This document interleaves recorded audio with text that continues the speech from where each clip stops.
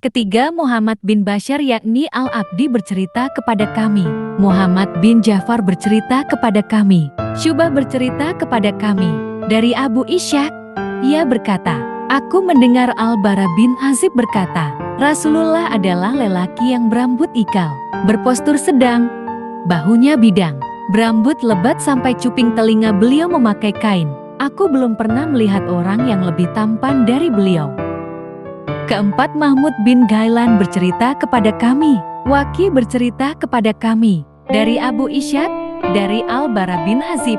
Iya, aku belum pernah melihat orang yang berambut panjang tertata, rapi dengan mengenakan pakaian merah yang lebih tampan.